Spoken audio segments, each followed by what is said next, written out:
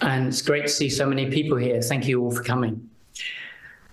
They say you don't find yoga, it finds you when you're ready for it. So like many other people, yoga found me at a crisis point in my personal life. By chance, I read an article in The Guardian about Ashtanga yoga, which it described as combining Eastern mysticism with a good workout. I thought that sounded interesting. A few months later, in April 1999, I went along to a studio in Hackney, Yoga Home, for the first session of a beginner's Ashtanga yoga course. I felt a bit out of place, to be honest. I was 20 years older and a different sex from almost everyone else in the room, but I loved it straight away, and it became an important part of working through my midlife crisis. I did beginners, intermediate and advanced courses. I found out that I had lucky yoga genes, blessed with open hips and flexibility. I went to America to train to teach Ashtanga with David Svensson. I went on various yoga holidays and retreats. Approaching 50, I literally felt fitter than I'd ever done at any previous time in my life. But I had a lot of concerns about Ashtanga yoga that only grew over the years. I found the dogmatism of most Ashtanga teachers incomprehensible. To be told that you had to do postures only in a certain order didn't make sense to me, as most yoga traditions were more open-minded. My partner Janaki, who encouraged me to become a yoga teacher, trained with Shivananda, who teach postures in a completely different order. I vividly remember one encounter with a zealous new Ashtanga teacher telling me off for doing headstands in the wrong order. He said he'd been told by Davy Jones, the founder of the Ashtanga yoga system, that doing headstands in the wrong order would make you go mad. I thought it was a joke, and I laughed. He got angry and insisted it was true. Beggar's belief, really. Then there was the culture of being given a posture in the Ashtanga series, only if you'd perfected the previous one. Even if you could already do the posture you were being given. All this made no sense to me, and it smacked of controlling behavior. This came to a head in 2007 when the Ashtanga teacher running the only early morning Mysore-style sessions in Brighton, or the Southeast come to that, told me I had to find another teacher after I questioned why I couldn't do certain postures. I was actually prevented from doing a Mysore-style class locally for around 4 years. I also couldn't go along with the quirky idea that for mysterious, unexplained reasons, one shouldn't practice on a full or a new moon, which of course no other yoga tradition follows. The further I delved into Ashtanga land, I heard of more instances of serious injuries caused by the strong adjustments that were routine in Ashtanga classes. Torn hamstrings, knee problems after being forced into lotus, and worse. In one instance, an Ashtanga teacher in East London broke a woman's femur. I encountered teachers who insisted on adjusting me, even if after I'd explicitly told them not to, because he knew best. As I wasn't a beginner, I felt I knew best about my own body. Although I was pretty flexible and able to perform most of the Ashtanga postures, I began to dawn on me that they weren't really suitable for many people, and it felt uncomfortable that Ashtanga didn't address the issue of inclusivity. After completing an excellent wide-ranging yoga teacher training course with the Life Centre, now Yoga Campus, and the British Wheel of Yoga, I began teaching Ashtanga yoga my own way. And my divergence from the traditional style has only increased over the years. From quite early on in my Ashtanga journey, some teachers and practitioner friends would say, you must go to Mysore, where Davy Jones lived and taught. I've always been suspicious of gurus and leaders. I always felt uneasy about the Mysore experience, put off by stories of people arriving and being told they had to sign a document saying that while they were in India, they wouldn't practice with any other yoga teachers. That didn't sound right, and so I never went. I was also horrified to find out that the way to become an authorized Ashtanga yoga teacher was not to attend a teacher training course, but was only available once you'd spent X number of hours and sessions in Mysore, effectively buying your way to a teacher's certificate. But for me, the final nail in the coffin for traditional Mysore-based Ashtanga yoga was the revelation after Davy Jones's death of his serial sexual abuse of women students, both at his Mysore sessions and also at workshops around the world. Following the Me Too movement, dozens of women survivors came forward with graphic accounts of his abuse.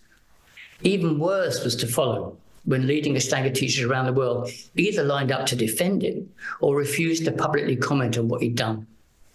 His grandson, Sharat, who took on Davy Joyce's leadership mantle and now runs the Mysore operation, denied any prior knowledge of Joyce's behaviour, even when people came forward to report that he'd been physically present at meetings with victims where Joyce had promised not to do it again.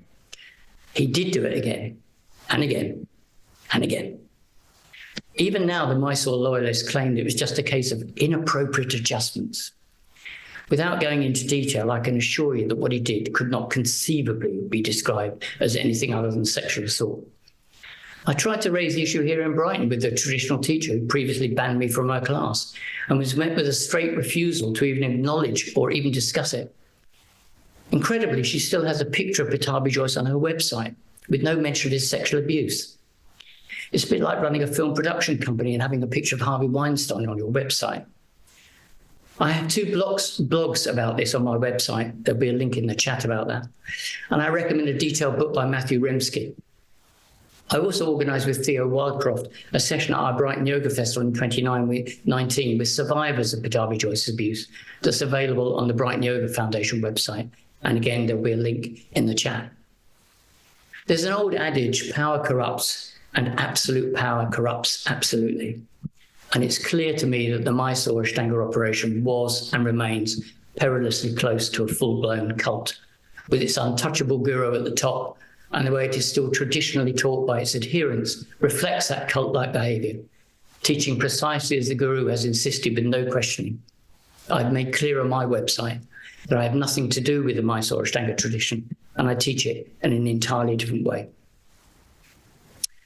I still think that for those who are reasonably fit and healthy, Ashtanga is a great system to build strength and flexibility. Many yoga teachers use it as a core system for their own practice. My partner Janaki and I, there's a link to our website in the chat, still attend a weekly self-practice group loosely based around Ashtanga. So I still teach it and practice it, but in my own way. I don't see my teacher role as a guru passing down pearls of wisdom as and when I think people are worthy enough to receive them. I aim to help people reach a point where they can confidently and safely make their own decisions about their practice. I do far less adjustments than I used to do, and I always ask permission beforehand, as well as asking about medical issues and injuries that might affect them. I don't believe in a one-size-fits-all approach to my students. I assume they're all different, with different needs and experiences, and I try to learn enough about each one to be able to respond appropriately. I don't stick to any strict orders of the postures and often mix them up and shock horror, even add in some that are not part of the 6 Ashtanga series. I offer alternatives and options for people with virtually every posture to reflect their different abilities. I stress yoga isn't competitive and that getting your ankle behind your head or getting into lotus doesn't make you a better yogi or a better person. And I try to make the classes fun because I think people learn better that way. So now I'm going to introduce and run a very short taster class for around 20 minutes, just to demonstrate how I currently teach an Ashtanga class. So if you want to get ready and find yourself on your yoga mat, if you have a yoga mat handy, and just come and stand at the top of the mat and bring the hands to the chest. This is just a center circle. Try and bring the feet, ankles and knees together or as close together as is comfortable for your body. And then find your breath. If you're comfortable doing deep, slow, rhythmic breathing, please do that. Otherwise, just stick to your normal breathing. But try and really focus on your breathing through all this class that we're going to do. And try and tune into the breathing and make the breathing the source of your movement. So you inhale, move, exhale, move. Just moving inside the breath. So we're going to start with the sun salutation. I'm going to do one quite slowly first of all, and then we'll do one a little bit quicker. So we just do what we can. It's not competitive. Just try and do whatever you can. So on the inhale, bring the arms up above your head and look to your hands.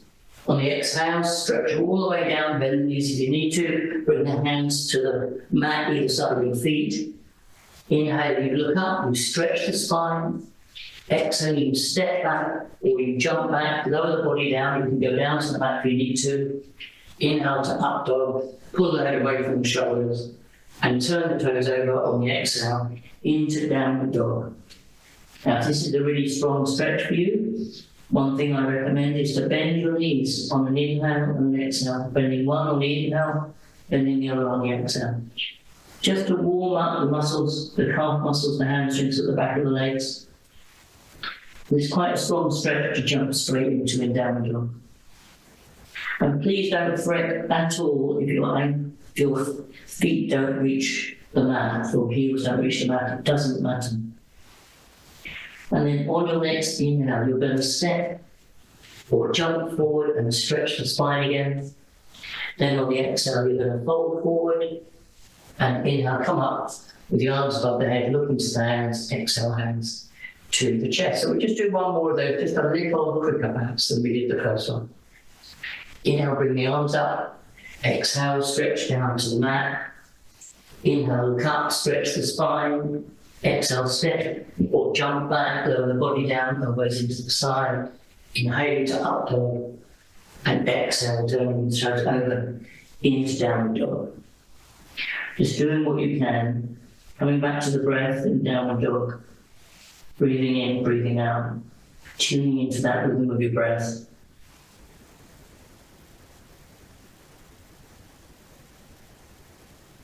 And then on your next inhale, step or jump forward, stretch the spine again. On the exhale, fold forward. And then inhale, come up, arms above the head. Exhale, bring the hands back again to the chest. So we're going to do something now. We're going to do a standing forward bend. And what I'd like you to do is to bring your hands to the hips and jump your feet hip width apart, just slightly apart. So this is where we come across the issue of the bandha locks in the body. Ashtanga makes a big deal about bandha locks. The Mula bandha in the perineum, the pelvic floor, Uddiyana bandha, the lower abdominal muscles, Jalandhara bandha at the... I don't really think that's a big deal, to be honest, but Uddiyana bandha, the lower abdominal muscles, for forward bend, seating or standing are quite useful to do. So hands on the hips, engage the lower abdominal muscles just below the navels. Inhale, lengthen out of the waist, and exhale, tip yourself forward from the hips. Come down to parallel to the floor. Stop here if everything's tight at the back of the legs. Otherwise, if you feel okay, drop the hands down, take the big toes, bend the knees if you need to. Straighten legs or bend knees, doesn't matter. Inhale, look up, stretch the spine, and then exhale, gently come forward. Still engaging those lower abdominal muscles. Try not to pull or push. Try and allow the weight of the upper body and the breath to bring you further forward, bringing the upper body over the thumbs. And then inhale, look up. Exhale, bring the hands back to the hips. Keep those tummy muscles engaged. Inhale, slowly come back up. Standing, and exhale, step back again to the top of the mat. So we're going to do triangle pose and a revolving, twisted triangle pose now. Now this is where we come across the issue of alignment. Now I know some schools of yoga insist you have an engineering degree to work out how to pile up your yoga blankets to do a shoulder stand or headstand, or they get out a tape measure to measure where your feet are. I don't do that, but I am interested in one area of alignment in particular, which is your knee. So many people in yoga get knee problems. In general, you want your knee to be in the same alignment as your hip and your ankle and your foot. When the foot is going one way and the knee is going the other way, that's when you have the possibility of problems. So I'm not obsessed with alignment, but one or two things I do like people to do because I think that keeps them safe. So we're standing at the top of the mat, hands to the chest, deep breath in, deep breath out, and then inhale, turn against the back of the mat. We're going to do triangle pose. Everyone knows this pose, I think. So the hips are turned halfway round, the back foot turns in a bit. Inhale, outstretch your arms, and on the exhale, stretch down. Take the hand down inside the right leg. It might be inside the shin, it might be inside the ankle, the foot, don't really mind. Bring the left arm up above the right, crown of the head pointing the same way as your right leg. Now at this point, we come across the issue of drishti, where you should look. Ashtanga has a view about where you should look in every single pose. And that's fine for some people, but for others, it's not. And in my view, if you can't look where you're supposed to in this stagger series, it doesn't really matter. Inhale, come up. Stretch the arms out. Turn the feet carefully round to go the other way. Exhale, stretch down, left arm inside the left leg, foot, right arm up above left. Now, the drishti in the stagger is to look up to the top hand. But for some people, they're going to lose their balance if they do that. So look down. Look down to your foot, your lower hand. Or you can be halfway and compromise. Well done. And then inhale, come up. Exhale, step back again to the top of the mat. So we're going to do the twisted version of that now. So inhale, turn to face the back, but this time, last time we were like this time, turn your hips right round so your hips are squared to the back of the mat. Hold the right hip now with the right hand. Inhale, take the left arm up. On the exhale, stretch forward. If you can, you take your hand to the outside of the right foot on the mat. That's going to be too strong for a lot of people, so you hold the ankle or the shin, or you can have it wide on the inside of that foot. Then you take the right arm up to the ceiling, and again, this is where the drishti, where you look, is really important. You're supposed to look up to the top hand, but for lots of people, that would lead them to fall over. So I say keep looking down, halfway. Inhale, come up. Turn the feet and the hips right around to face the other way, leading with the left. Inhale, take the right arm up. Exhale, stretch forward. If you can, you go to the outside of the foot, or you hold the shin, or you have it wide on the inside. Left arm up above right. Looking down, up, or halfway.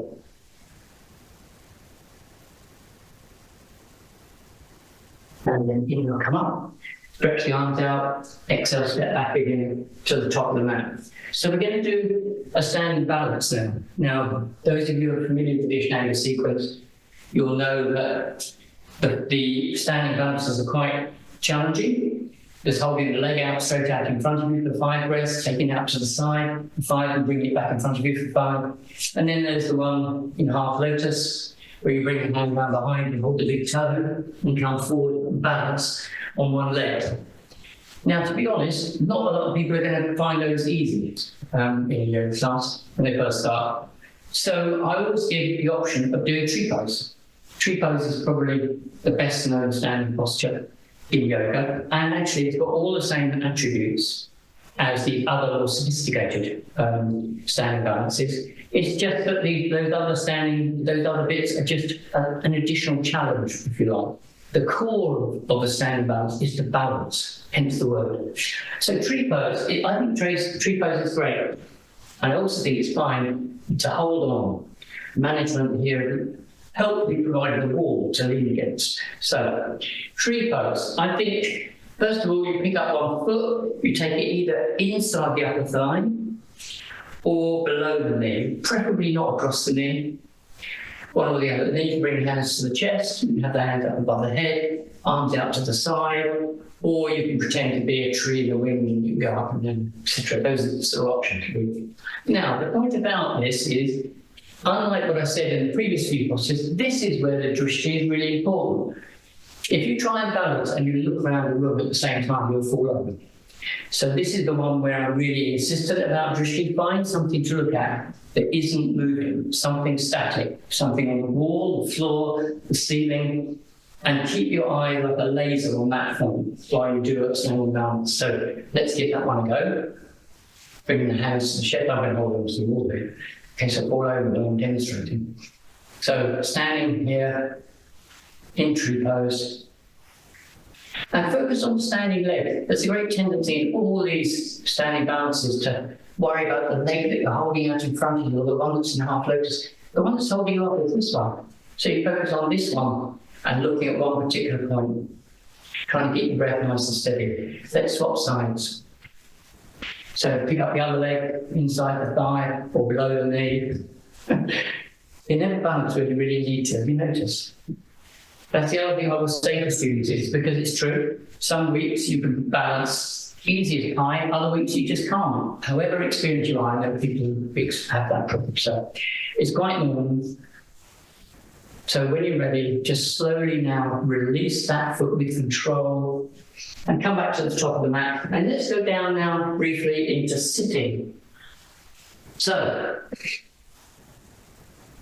sitting up straight. Now you might want to block. We're going to go from this posture called stick posture dandasana, and we're going to go into the seated forward bend. Now for a lot of people, they find coming forward very difficult. If you put them on a block, they find it a lot easier. Ashtanga is very down on props. I remember one very famous Ashtanga teacher telling myself and Janaki that props are not in our vocabulary in the Ashtanga class. So if you want to use a block or two here to sit and make yourself more comfortable and be more able to come forward, then do that. So we're going to sit on the block or on the mat. Straight back, straight legs, hands either side of us, push down, straighten the arms, pull the shoulders back, drop the chin gently to the chest.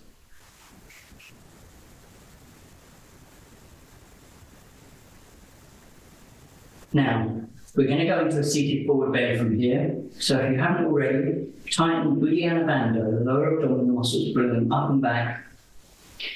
And then inhale, raise the arms to get length. Exhale, stretch forward. Try and take the outsides of the feet. If you can't reach the feet, bend the knees so that you can. Inhale, look up again, lengthen. Exhale, drape the upper body over the thighs if you can with straight legs or bent knees. And if you're in bent knees, we're going to hold this. Ashtanga hold every posture for 5 breaths. I hold this one for 10, 15 breaths usually in class. Giving people time to gradually work their way into it. And if they've got bent knees, to gradually push the heels a tiny bit further away, working towards straightening the legs eventually, bringing the upper body over the thumbs. And you can think of it as a wave motion of the breath. Think of each inhale lengthening out of the waist, and with each exhale relaxing the head and shoulders. Breathing in, breathing out.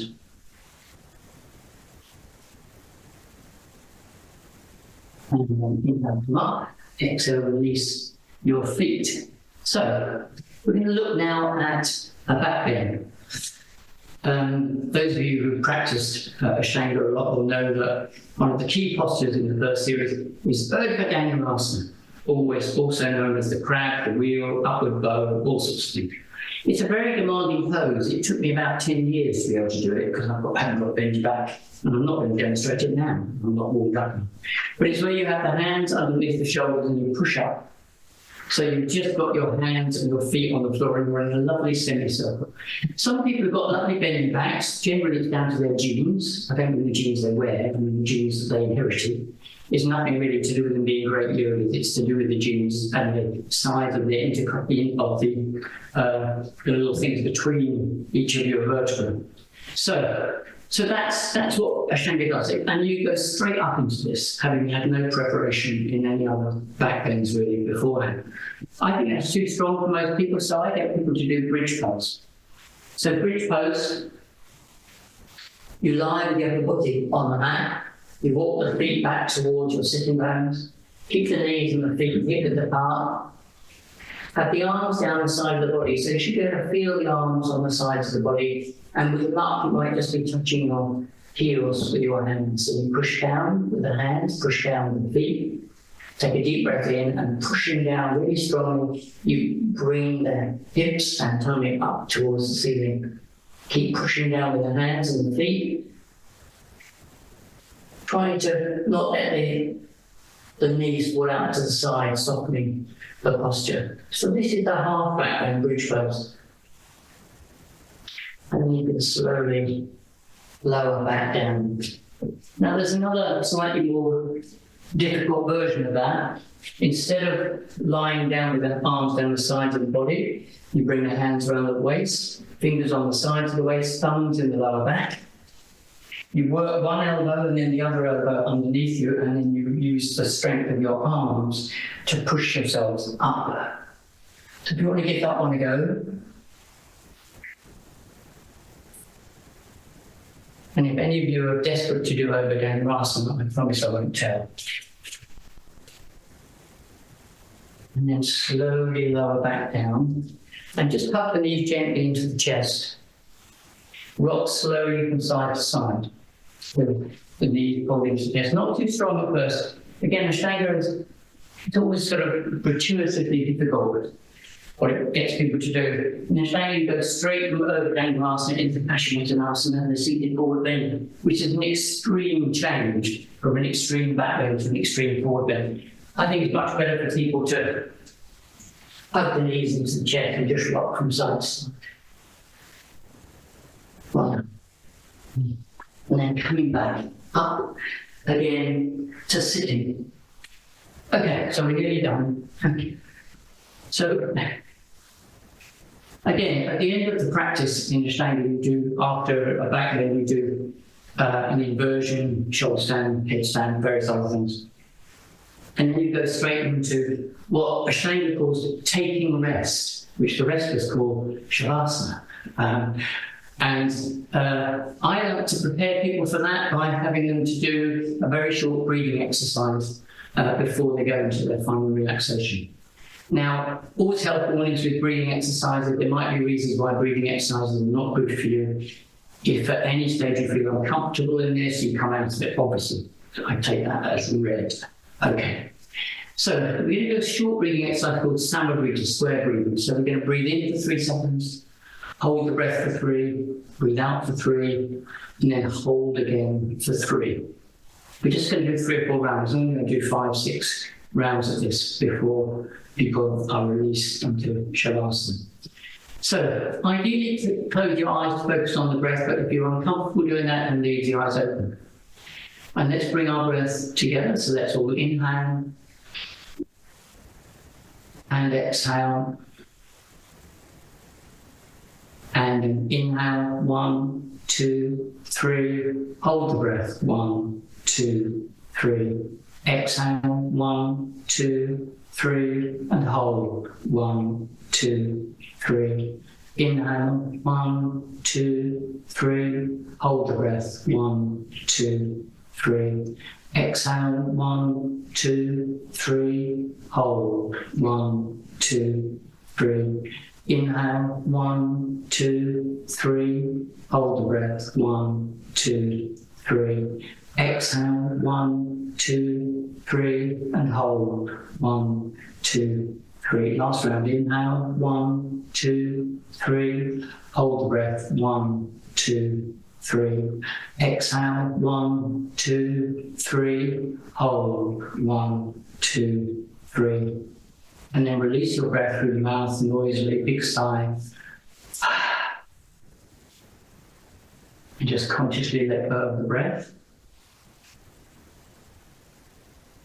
And just let the whole upper body soften and relax. And at this point, I would invite you to go into Shavasana, but no such luck, I'm afraid. I'm afraid it's back to me having another chat with you. So, I hope that was useful anyway. Obviously, it was just 8 or 9 postures, whereas Ashtanga would normally do about 30, 40 postures in a class. So it's a very short introduction. But I hope it's an illustration of the way that I now try and teach. Okay, so a brief thing now about the other area of disillusionment which I had with traditional Ashtanga yoga was a desire to take yoga beyond the fit and healthy to those who need and would benefit from it the most. Tana's already mentioned that in 2014, I was selected by the Green Party to be their parliamentary candidate in Brighton, Kent Town. I thought it would be fun to get the yoga community in the city involved. So with some yoga friends, we organised an organising meeting in this same studio here, in fact, for the first annual Brighton Yoga Festival in Brighton, Kent Town in the summer of 2014.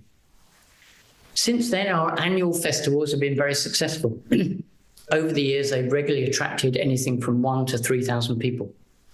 But overwhelmingly, these were from the existing yoga community. Few people from outside that yoga bubble actually attended. So in 2016, with others, I founded a registered charity, the Brighton Yoga Foundation. I think there'll be a link in the chat about that. To raise funds to deliver therapeutic yoga classes to people who would not normally have access. Since then, we've raised around £120,000 in grants.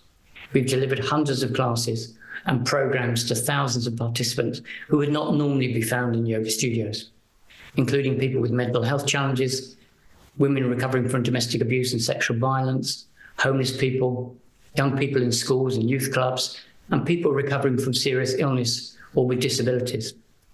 You can find out more about our work, again, on our website. So I'm going to hand over now to Helen Moss. Helen's one of our most experienced yoga outreach teachers, and she's going to talk a little bit about the nature of those classes and then onto a short taster session for one of those classes. Over to you, Helen.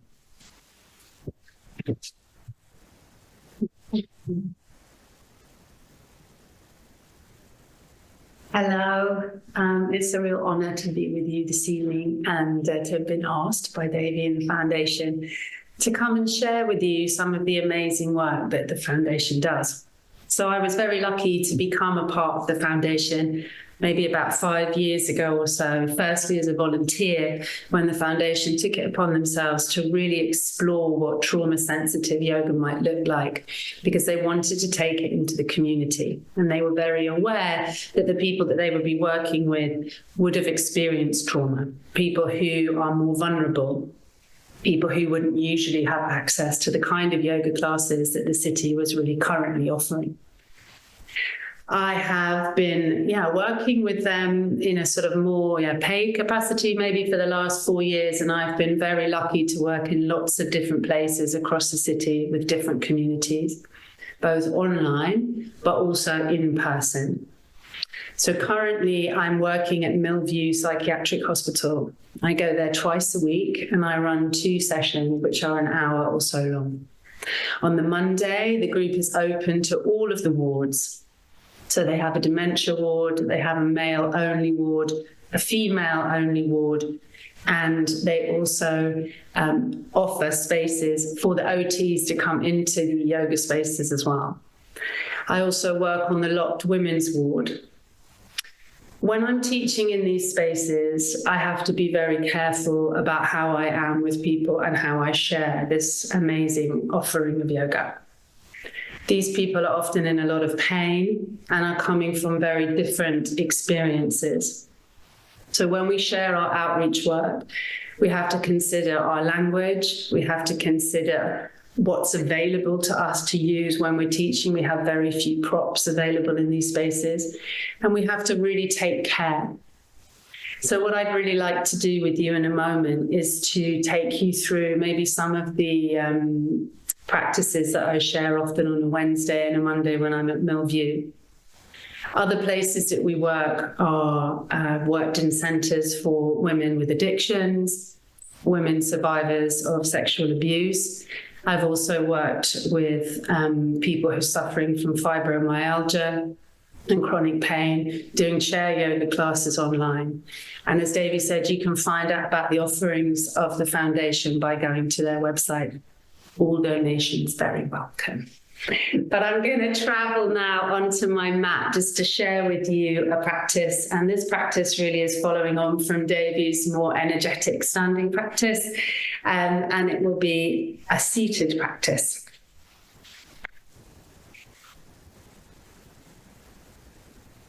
So I invite you to find a comfortable seat. Maybe that's in a chair. Maybe that's sitting up in your bed. Maybe that's sitting on the ground. You don't have to be cross-legged if you prefer to kneel, and you are really welcome to use any props underneath or around the body to support your shape. Everything that we're going to do this evening is completely invitational. So you're welcome to ignore all of my instruction if you would like, and just move in a way that feels really pleasing and enjoyable to you. If anything creates a sense of discomfort or pain, please stop and just take an alternative. So we're going to start just getting a little bit comfortable and letting the spine be a little bit long. We're going to drop the chin towards the chest and just bring some easy swaying movements through the neck. And as we move the head, just noticing any sensations that we can feel through the neck and through the shoulders and through the back. And being very sensitive to the experience that we're feeling. Bringing the head to center, we can roll one ear over to the shoulder. Maybe pause for a moment and just tune in. And then gradually bringing the chin across the chest as we move to the other side. Ear over the shoulder. Maybe again pausing for a moment. And then find your own rhythm and move at your own pace. Bringing the ear across the body and just feeling that stretch across the neck and through the shoulders. When you feel that that's complete for you, come back to center, and then let's lift the chin towards the ceiling. And you take the chin as high as you would like, feeling that sense of opening that it brings through the throat and the chest. And if you would like, you could squeeze your shoulders back a little bit here, expanding that sense of opening through the chest. And then bringing the chin deeply towards the chest and looking down towards the belly. And maybe feeling a little stretch and expanse across the upper back. Once again, lifting the chest, raising the chin towards the sky. Feeling that length through the front body, deciding if you want to experience that a little bit more richly and drawing the shoulders back for a moment. And then just moving with your breath, bringing the chin to the chest and looking down towards the belly. If the back feels happy today, and this feels like it might be something you like to enjoy, as you lift the chin next time and maybe squeeze the shoulders, you can lean a little forward into the front of the pelvis. As you bring the chin towards the chest and look to the belly, you can move into the back of the pelvis and round the spine. Take your time to move between these shapes, either just moving the neck or exploring the movement more through the whole of the back. And move at your own pace. Move with your breath. And just notice what there is to notice in the body as you move, remembering that you decide where you take your attention. And then we're going to come back to center. Coming back to center, maybe deciding we need to change the lock of the legs or changing the seat for comfort. We're going to bring the hands to the ground or to the contact of the chair or whatever we're sitting onto. Let's just roll the shoulders back and down. And again, you can make this as active or as gentle as you would like it to be. So you can squeeze and lift and hug the shoulders in and push you down, or you can find a very gentle, soft roll. Let your mood maybe decide what movement you're going to take. And then letting the shoulders just travel down the back. And we're going to take one arm out to the side of the body and just roll a little bit through the wrists. And just finding some movement through the wrists. Maybe moving a little bit through the elbow and into the shoulder, moving one way and then the other way, just noticing how that feels. Arm can come down any time if you get tired. And then see if the arm would like to reach up towards the sky. And then bring it down towards the ground. And just play with that movement a little bit. Find a freedom in it. Find a pace that suits you. And if there's availability and interest in the body, that arm could travel over the head towards the other side of you, creating a little side bend. And again, you can move in and out as you like. And just feeling the body opening into the side, through the armpit, through the waist. And again, if there's interest, you could hold in the side bend for a moment or two, or you could keep moving, or come out and rest. And why not explore through the hand while you're here? Feel how that is for you. And then when you feel it's complete, bring the hand back down onto the ground. Take a moment just to notice the change of sensation through one side of the body and the other. adjusting the seat if you need to for comfort, and then letting the other arm now reach out to the side. Maybe could decide there between moving and rolling. Rolling through the wrist, find a little bit of movement. You might like to watch the hand, this incredible hand of yours just moving in space, and then maybe moving into the elbow, and feel free to be quite explorative with this. Moving up through the shoulder, what's available in this arm and shoulder of yours, and see if the arm's interested in lifting up towards the sky, and then back down towards the ground. Find your pace and rhythm and just play between these shapes. And again, if it's available and of interest, that arm could reach up towards the sky and maybe even come over the head, taking you into a little side bend. And there's no need to be still here. If you don't want to, you can roll the wrist or come in or out of the shape. You can take any movement you wanted with the arm. Make the movement pleasing, almost delicious, if you will. And then bring the hand back down and onto the ground. And let's take the legs out in front of the body now. So you can come onto the soles of the feet if that's more comfortable for you. And you can keep the knees fully bent. You might want a little space between the feet, or you can have the legs extended. And as Davy said before, for many of us, sitting with the legs out in front of the body is really challenging. So absolutely take some support underneath the bottom, or keep the knees bent all the way. We're going to take a little twist. So for this, we're just going to bring the hands onto the legs. And we might first of all just actually meet the legs with an inviting touch, the kind of touch that we would like this evening. It might be very light. You may prefer to touch the ground instead of the legs.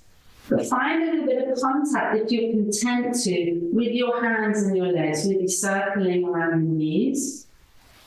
And feeling the body with the hands as a way of getting out of the head and into the body.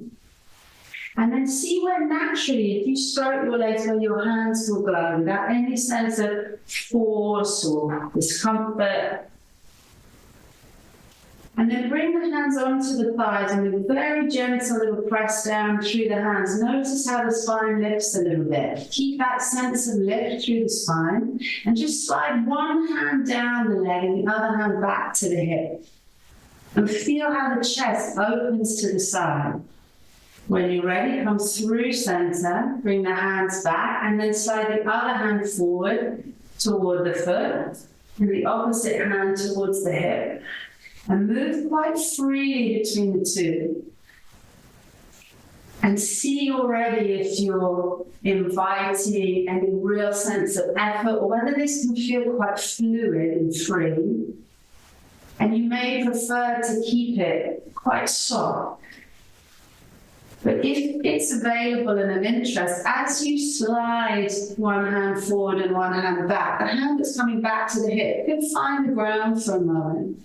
And you could hold in this little twist, maybe even carrying the gaze over the shoulder. Come out if you need to before I say, or keep moving with the breath if you prefer. And then when you feel this side is complete, just come back to center for a moment, have a pause, take any other little movements that you might need, and then take the other side in your own time. So the opposite hand slides forward now, and the other hand comes back. And if it's available, we can touch the ground with a chair, find a little lift through the spine, and maybe take the gaze back if the neck is willing, it's comfortable. Find the breath.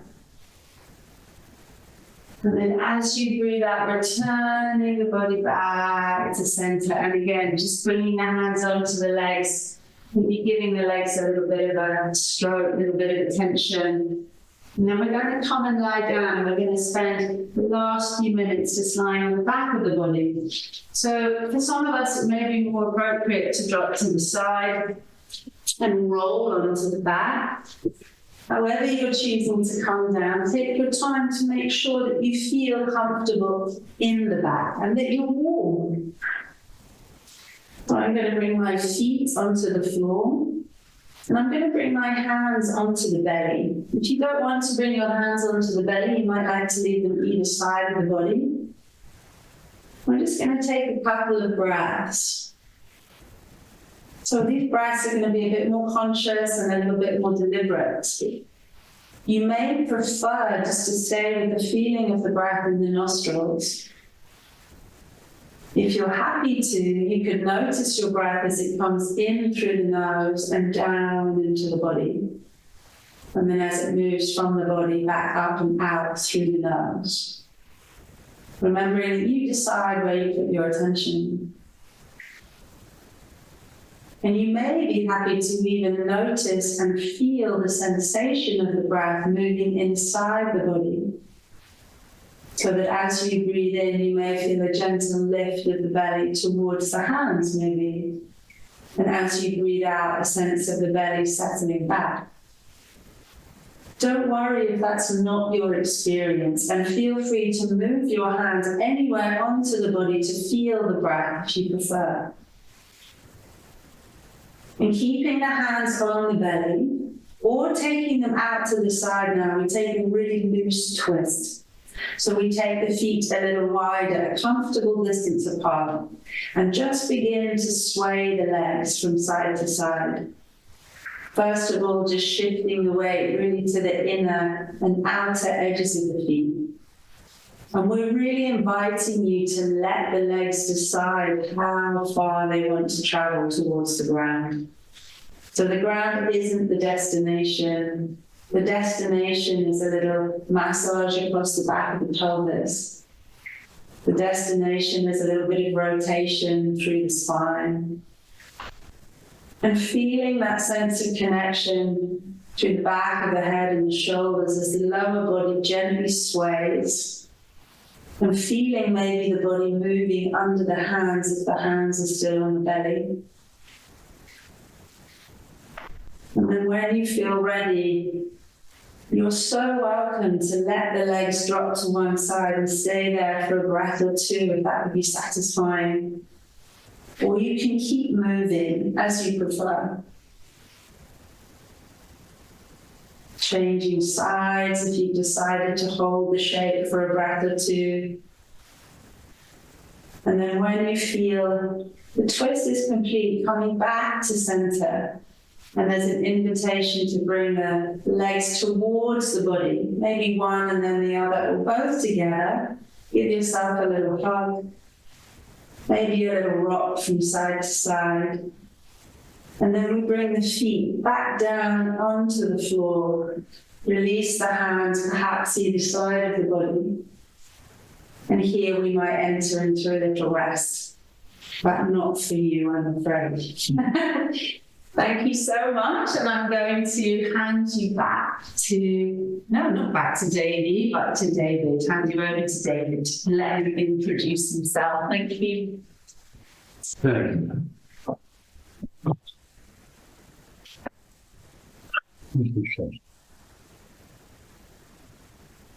Good evening, everybody. My name is David. It's a real privilege and a lovely surprise for me to be able to be here tonight to talk about my journey, my yoga journey. A very quick bit about myself. I'm 59 years old. I'm a former school PE teacher and lecturer and semi-professional sportsman. And I've been doing yoga for 3.5 years now. Because 3.5 years ago, I was living in a homeless shelter with people with mental health problems, addiction problems, and all the other problems that go along with being homeless. It was local to Brighton, even though I'm from Liverpool. While I was in the homeless shelter, we were offered a 12-week program of free yoga classes at a local studio to where we were living. And I went along as a complete skeptic because of my history in being a sports teacher and lecturer and all the rest of it. But it was something to do, and you need things to do when you're homeless and being supported in your shelter and in your way of living. Yeah. So I went along. And I've only got a brief time, so I'll be quick. 12 weeks later, I'd done the whole course, and then I started going to yoga independently. The course was provided by Brighton Yoga Foundation. I must insist on emphasising that. because that's what got me going. That's the beginning of my yoga journey. So then I started doing a lot more yoga. Now I'll have to skip forward now to last year. So after just about 3 years of doing yoga, by that time I was living independently. I was doing some part-time work, and I was still a bit of loose end, but I just loved my yoga. So I then became a volunteer for the Brighton Yoga Foundation last summer, which I loved. I worked at the World Yoga Day and at the Brighton Yoga Festival. Now, all this time, people were saying to me, why don't you become a yoga teacher? No, I've been a teacher all my life. I'm not doing it anymore. I don't want to do it, you know. But at the yoga festival last summer, it was such a great day. And I saw all the yoga schools, teacher training things. So I picked up a few flyers, and then you can guess the rest. That was in August, I think. But no, in Kent Town, yeah, it was a lovely day at St. George's. In September, I rang a school. I had a long interview about appropriateness and my ethics and morals and philosophy and all the rest of it. And I was accepted into a teacher training school, which I started in September. And the whirlwind of that journey, it's just incredible, because I was adamant I'd never be a teacher again, you know. But what convinced me was talking to other people who become yoga teachers, and they said it's not about teaching, it's about journey, and that's what really attracted to me. And I'm now, but this is where I am now, my yoga journey. My first yoga session, I learned a phrase, Atha Yoga Anushasana. Now is the time for yoga. Yoga transformed my life, and I can't believe it. Thank you for listening.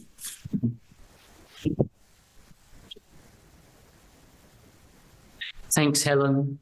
And thanks, David. That's really brilliant. I hope that people have really taken that on board in terms of, you know, what we offer as a yoga foundation. It's really important that we're able to get the money that we need to do this type of work. So I'm going to now just talk a little bit about our outreach work and what we want to do from here. Yoga is now very big business, billions of pounds worth, literally billions. And so inevitably it's attracted big corporations with little interest in yoga except as a money-making operation. For example, Tri Yoga, one of the most prestigious and well-known studios in London, is now owned by a hedge fund. More studios are being taken over or opened as big business chains, usually with shorter, totally fitness-oriented classes, often with poorly trained teachers aimed at the Instagram body beautiful market. Since COVID, lots of yoga studios have gone out of business. Many yoga teachers have gone part-time or stopped teaching altogether. Few yoga teachers have had their pay increase for years, and some have seen it decrease. It really is not a pretty sight. And as prices for yoga classes will inevitably rise, the need for community outreach yoga classes will only increase. We're all aware of the rise in mental health crises caused, amongst other things, by poverty and inequality and the deepening climate emergency. And COVID has massively increased the number of people with serious health problems, which the continuing defunding of the NHS cannot cope with.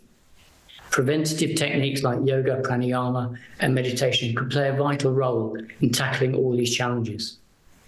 There's a growing strand now within the yoga community who understand this context and see the importance of yoga community outreach work, including Yogamatters, the IWGB Yoga Teachers Union, Yoga and Healthcare Alliance, the Minded Institute, and the British School of Yoga.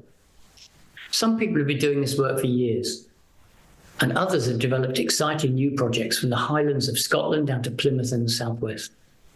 Many more would like to do such work, but don't know how to go about it.